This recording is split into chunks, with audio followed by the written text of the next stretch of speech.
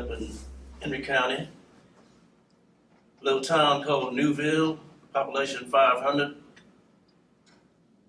Our school we only attended school to the ninth grade there, and if you wanted to go further, you had to go about 10 miles to another school to get your high schooling. But in I forget what year it was, and Dr. Carver came to Glanton for the National Peanut Festival celebration. My dad took the children, those of us who were still at home, and brought us down to Wiregrass Stadium that particular day. It was really cold, as Miss Williams said. But anyway, we sat in the upper section of the bleachers out in Wiregrass Stadium. Dr. Carver did a very good job that day. I didn't get as extensive as Miss Williams did because she was a little closer than I was. But anyway, I enjoyed his speech and everything because we knew of Dr. Carver through my sister. My oldest sister had graduated from Tuskegee Institute, and she was a member of the faculty. And I had just finished the ninth grade up in Newville Rosenwald School.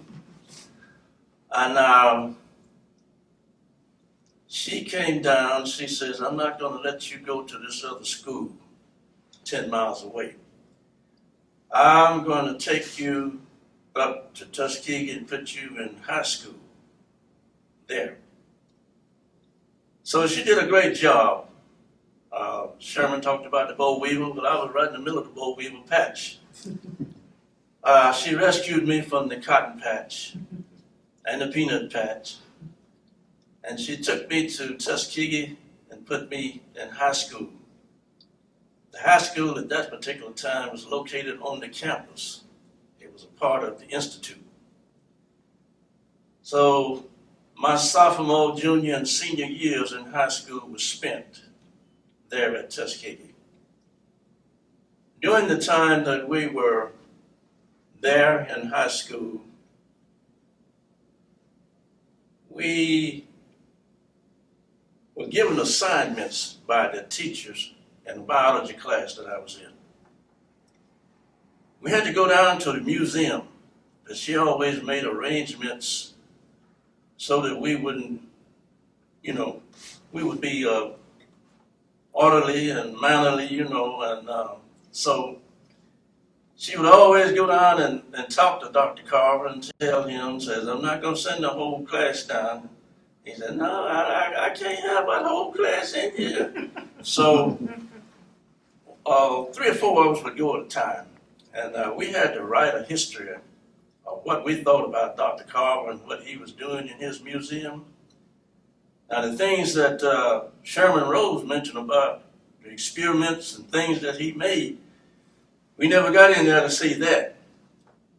You only got so far. And there was a student aide that he had there with him to see that you do not get too far, because there was a lot of glassware, chemicals, and things there that we could have knocked over, and Dr. Carver wasn't going to have that at all. So we went back in the classroom, and at the end of the semester, the teacher took all of our little writings and things that we observed in his laboratory, put them together, and she made a little booklet of it. But those are some of the things that I remember about Dr. Carver. I remember when I got into college, we had a class at 7 o'clock in the morning. And we had to go to the dining room and eat first. And then on our way to class, every morning we would meet Dr. Carver.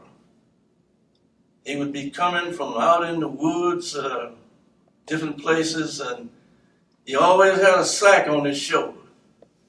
And we always wondered what was in that sack. But I don't guess anybody will ever know but him. But he had been out in the woods, they say, gathering things, shrubs, flowers, and I don't know what all he might have had in that sack. But it was something that he was going to use in the laboratory. And every morning, we would meet him. He would be on his way. He had gone where he was going, and he was coming back with that sack on his shoulder. Those are some of the things that I remember about Dr. Carver. As I say, I never got close to him enough to shake his hand, but when we did go to the museum, he would greet us, talk to us, tell us the better things in life. And as Sherman has said, he experimented on the peanut to the fact that the boll weevil was no longer the cotton king. And today, I think they have discovered something today that will even capture the boll weevil. They have him under control now. But anyway, Dr. Carver, in his experiments with that peanut and the peanut oils and different things that he made from there, all 3 or 4 different hundred products, those things revolutionized the peanut crop in this area. And everybody went peanut crazy around here. But that was Dr. Carver's contribution. And I think it was a great one, and I think all of us admire him for it. But I'll always, my sister has passed on now, but I'll always be grateful to her for liberating me from the peanut patch and the cotton patch. That's about all I can say about Dr. Carver.